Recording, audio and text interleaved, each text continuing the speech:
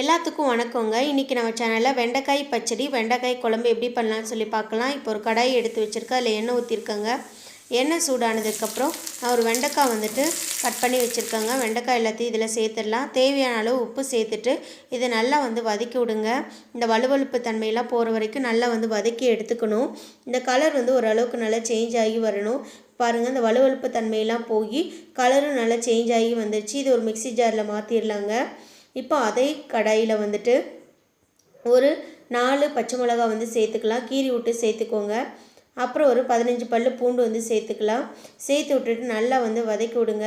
இந்த கலர் நல்லா சேஞ்ச் ஆகி வரணும். அந்த அளவுக்கு நல்லா வதக்கி எடுத்துக்கணும். இப்போ ஒரு அளவுக்கு பாருங்கள், நல்லா வதங்கிருச்சு. இந்த ஸ்டேஜில் 1 டேபிள் ஸ்பூன் சீரகம் சேர்த்துக்கலாம். சேர்த்து விட்டுட்டு நல்லா வதக்கி விடுங்க. லேசாக கலர் சேஞ்ச் ஆனால் மட்டும் போதுங்க. இப்போ நல்லா வதங்கிருச்சு பாருங்கள். இது எல்லாத்தையும் ஒரு மிக்சி ஜாரில் மாற்றிடலாங்க. இப்போ எல்லாத்தையும் மிக்சி ஜாரில் மாற்றியாச்சு. அரைக்கிறதுக்கு முன்னாடி ஒரு சின்ன எலுமிச்சம்பழம் சைஸு புளி சேர்த்துட்டு நல்லா அரைச்சி எடுத்துக்கலாம். இப்போ அரைச்சி எடுத்துகிட்டு வந்துடலாங்க. இப்போ அதே கடாயில் எண்ணெய் ஊற்றிருக்காங்க. எண்ணெய் சூடானதுக்கப்புறம் கடுகு போட்டுக்கலாம். கொஞ்சம் கருவேப்பிலை இலைகள் சேர்த்துக்கலாம்.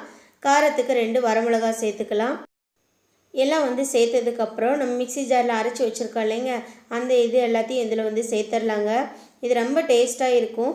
இது நான் நல்லெண்ணெயில் தாங்க இன்றைக்கி ஃபுல்லாகவே செஞ்சுருக்கேன். நல்லெண்ணெயில் தான் வதக்கி எல்லாமே பண்ணியிருக்கேன்.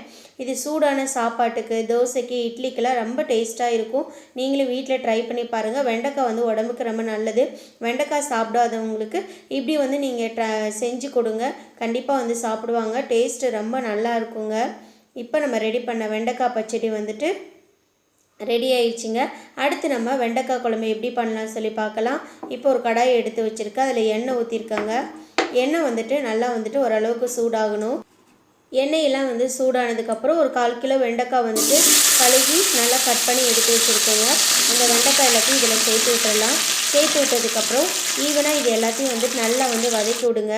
வெண்டைக்காய் நல்லா வதங்கி நல்லா அந்த வலுவழுப்பு தன்மையெல்லாம் போயிடுச்சுன்னா குழம்பு ரொம்ப டேஸ்ட்டாக இருக்குங்க.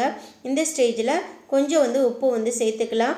சேர்த்து விட்டதுக்கப்புறம் ஈவனாக இது எல்லாத்தையும் வதக்கி விடுங்க. இந்த கலர்லாம் கொஞ்சம் சேஞ்ச் ஆகிற வரைக்கும். இப்போ பாருங்கள், கலர் எல்லாம் சேஞ்ச் ஆகி வெண்டைக்காய் நல்லா வதங்கி வந்திருக்கு. இதை ஒரு தட்டில் மாற்றிடலாங்க. இப்போ அதே கடாயில் எண்ணெய் ஊற்றிருக்கேன். கொஞ்சம் கடுகு போட்டுக்கலாங்க. கொஞ்சம் வெந்தயம் போட்டுக்கலாம். ஒரு 1/2 டேபிள் ஸ்பூன். ஒரு 1/2 டேபிள் ஸ்பூன் சீரகம் போட்டுக்கலாம். பெரிய வெங்காயம் கட் பண்ணி வச்சுருக்காங்க. 2 பெரிய வெங்காயம், அதையும் இதில் சேர்த்துட்டு ஈவனாக இது எல்லாத்தையும் நல்லா வதக்கி விடலாம். இந்த கலர் சேஞ்ச் ஆகிற வரைக்கும். இந்த ஸ்டேஜில் காரத்துக்கு 1 பச்சை மிளகா, பூண்டு ஒரு 10 பல்லு பூண்டு, கருவேப்பிலை இலைகள், 3 தக்காளி கட் பண்ணி வச்சுருக்கேன். அதையும் இதில் சேர்த்துட்டு நல்லா வதக்கி விடலாம். தேவையான அளவு உப்பு சேர்த்துக்கோங்க. சேர்த்து விட்டுட்டு நல்லா வதக்கி விடுங்க. இந்த கலர் ஓரளவுக்கு நல்லா சேஞ்ச் ஆகி வரணும். அந்தளவுக்கு நல்லா வதக்கிக்கலாம்.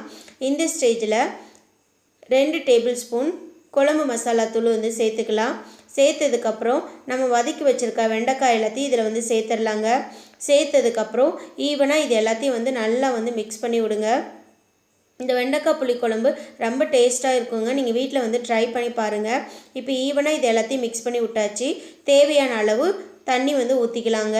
தண்ணியெல்லாம் ஊற்றினதுக்கப்புறம் உப்பு சேர்த்துக்கோங்க. சேர்த்து விட்டதுக்கப்புறம் ஒரு 10 நிமிஷம் நம்ம நல்லா க்ளோஸ் பண்ணி வச்சிடலாங்க. 10 நிமிஷம் கழித்து எப்படி இருக்குன்னு பார்க்கலாம். இப்போ பாருங்கள், 10 நிமிஷம் கழித்து பாருங்கள், குழம்பு ரெடி ஆயிடுச்சு.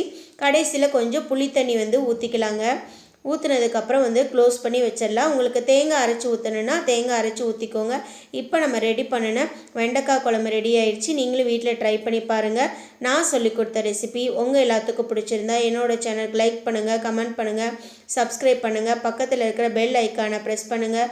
உங்கள் ஃபேமிலி அண்ட் ஃப்ரெண்ட்ஸ்க்கு என்னோடய வீடியோவை ஷேர் பண்ணுங்கள். என்னோடய சேனலுக்கு சப்போர்ட் பண்ணுறவங்க எல்லாத்துக்கும் தேங்க்யூ.